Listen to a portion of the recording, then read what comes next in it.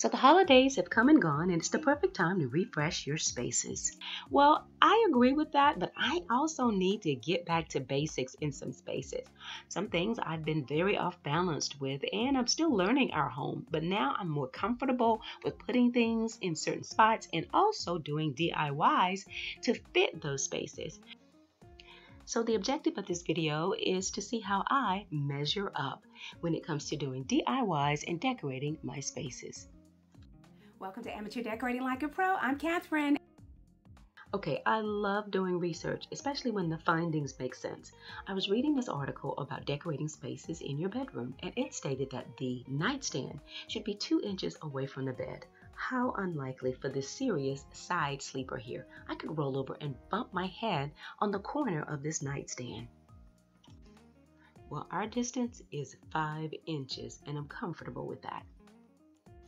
I found these pictures on Pinterest and I'm so excited about them because they allow me to make the point that nightstands do not have to match your beds. It keeps your room interesting, and I love the eclectic look, especially the one on the right. So guys, as long as you've got a reasonable reach for a glass of water or your glasses or to turn off the lamp, you're good to go. Now, I don't believe there is a steadfast rule that says the lamp has to be in the left, the right, or the middle of the nightstand. Ours is close to the bed. These are hotel lamps, and the switch is on the very bottom of the lamp, so I can easily reach it. But you decide what's comfortable for you. Now, headboards are getting taller and wider, even if you do a DIY to make a headboard. But nevertheless, if you want to have artwork above it, consider that before you start your project or make your purchase. Now, this is not a new concept. Adding artwork or mirrors behind the lamps on the nightstand. It's just a quick way to update your decor in your bedroom more frequently. And if you have those tall headboards, well, that doesn't mean that you cannot add any artwork above it. These 2 Pinterest pics prove that point. And I love the scale of the art above the bed in the very first pic on the left. So I'm using the same Pinterest pics to make my point. Notice the rugs underneath the bed and their sizes. We have a king size bed, and I'm using a 9 by 12 area rug that I paid $129 for. The builder originally had installed carpet. We had that removed and put down these hardwood floors. It's much easier to replace an area rug than it is carpet. There is enough space in front of that bench for me to do my exercises.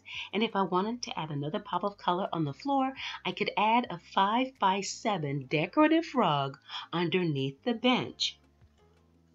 I'm going to let you guys in on a little secret. There are tiny little dots along the baseboard or along the walls in our living room that mark the center. I did that a long time ago and kind of helps me quickly move things into place. No, I'm not being OCD, I promise. It's just my way of getting things balanced. Like I said, symmetry fanatic. So we have a scalloped back couch, and from the highest part of our couch back, I measured 8 inches and I placed those 2 large botanical prints above it, and those prints are 4 inches apart. That works for me. Now, I'm not totally into the total symmetry packet of everything has to match, because there's a lamp in front of one window and on the other side there is a faux plant.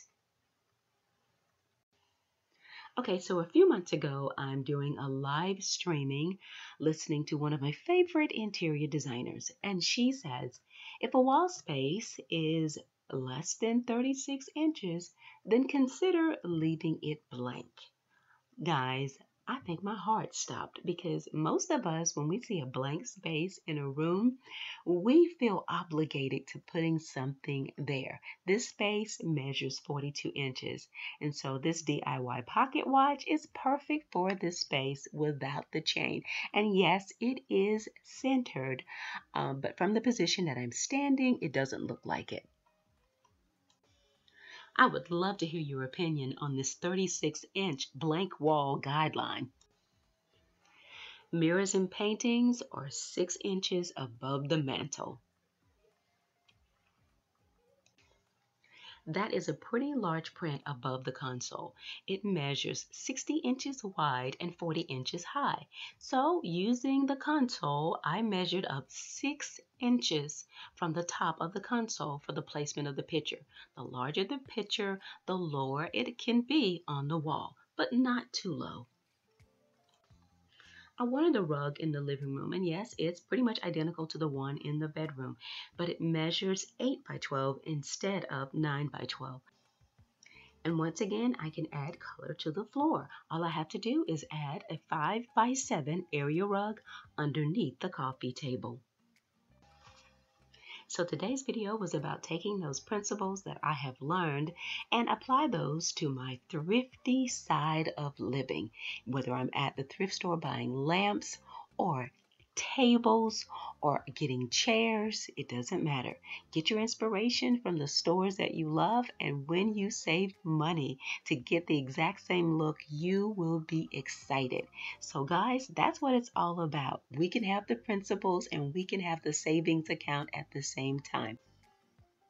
And I'm working on this bench that I found in the trash while taking a walk. It's going to be perfect for our dining room. If you're not a subscriber, please consider doing so today, and remember to press that bell. And when you get those brackets around that bell, that means you'll know when I have uploaded the very next video. Thanks a lot for watching, and as always, stay in prayer and stay creative.